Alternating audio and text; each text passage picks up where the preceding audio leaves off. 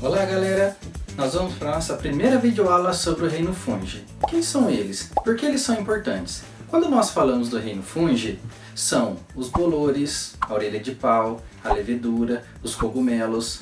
Mas se engana quem acha que eles não são importantes. Eles são muito importantes. Eles podem causar doenças, eles são importantes para a economia, são importantes para o meio ambiente. Quando nós falamos do meio ambiente, eles fazem a decomposição dos seres vivos. Então, quando as folhas de uma planta caem no chão, quando o galho, a fruta cai no chão, ou quando os animais morrem ou liberam seus excrementos, os fungos se alimentam daquilo, ou seja, dessa matéria orgânica que está morta no solo, e quando ele se alimenta, ele libera sais minerais no solo, onde a planta absorve, servindo de adubo para a planta. Como diz Lavoisier, na natureza nada se perde, nada se cria, tudo se transforma. Quando nós pensamos, por exemplo, na nossa floresta amazônica, então lá tem grandes árvores e vários animais. Quando as árvores derrubam suas folhas, seus galhos, eles serão transformados em adubo através dos fungos com a ajuda da bactéria. E aquelas grandes árvores vão absorver pela sua raiz esses sais minerais e vai crescer melhor e mais saudável. Até por isso que tem aquela prática onde muitas pessoas jogam restos de alimentos na horta.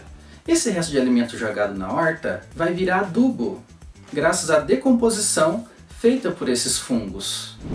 Só que nós temos que tomar muito cuidado com os fungos, porque ao mesmo tempo que eles são importantes para a natureza na decomposição, eles podem ser alucinógenos, eles podem ser venenosos e alguns são comestíveis.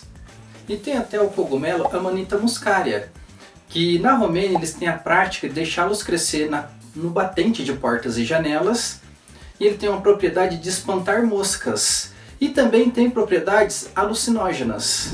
Quando nós falamos dos cogumelos comestíveis, nós temos, por exemplo, o paris, o shimeji, nós temos a trufa, o shiitake, o champignon, muito utilizado, por exemplo, para fazer estrogonofe por muitas pessoas.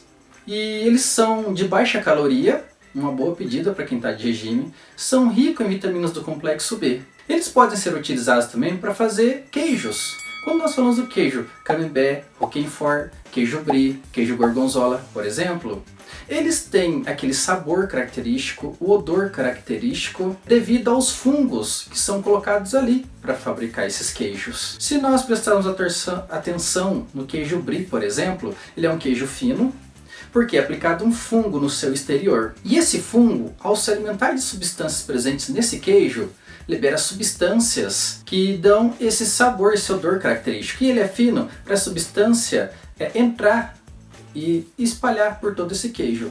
Se nós pensarmos no queijo gorgonzola, por exemplo, que é aquele queijo branco com algumas partes escuras, ele é um pouco mais grosso. Por quê? Eles espetam fungo no interior daquele queijo, ele acaba crescendo ali. E, como no queijo brie, vai dar aquele cheiro, aquele odor e aquela textura característica. Eles são utilizados também na fabricação de bebidas. As bebidas alcoólicas como vodka, vinho, cerveja, cachaça, todos eles, na sua fabricação, são utilizados fungos para poder fazer. E o fungo também, ele é utilizado na fabricação do álcool combustível. Então, quando nós falamos da fabricação desse álcool, eles utilizam a cana-de-açúcar, por isso que nós observamos vários canaviais ao longo das rodovias. Então, essa cana, vai ser levada para a usina, vai ser moída, e junto com o caldo dessa cana vai ser colocado um fungo. E o fungo vai se alimentar do carboidrato presente no caldo daquela cana, transformando em álcool. E eles vão utilizar dois álcools, ou vão fabricar dois álcools. O álcool etanol, o álcool etílico, que vai ser utilizado para ser colocado diretamente no tanque dos carros. E o álcool anidro, que é um álcool mais puro, e ele é misturado à gasolina. Porque hoje, na nossa legislação, na gasolina pode ser misturado e deve ser misturado uma porcentagem de álcool. E o etanol está ganhando grande destaque porque é um recurso renovável, ele não vai se esgotar e ele polui muito menos porque ele libera menos poluentes do que a gasolina. Quando nós falamos da fabricação de alguns alimentos, eu tenho fermento biológico, que é utilizado, por exemplo, para fazer pão, massa de pizza. Esse fermento é a levedura, é um fungo. As leveduras apresentam grande importância, dado seu duplo papel como organismo de importância industrial e organismo modelo. Como realizam fermentação alcoólica, são importantes na indústria alimentar e na produção de álcool industrial, composto considerado futuro na indústria de energia.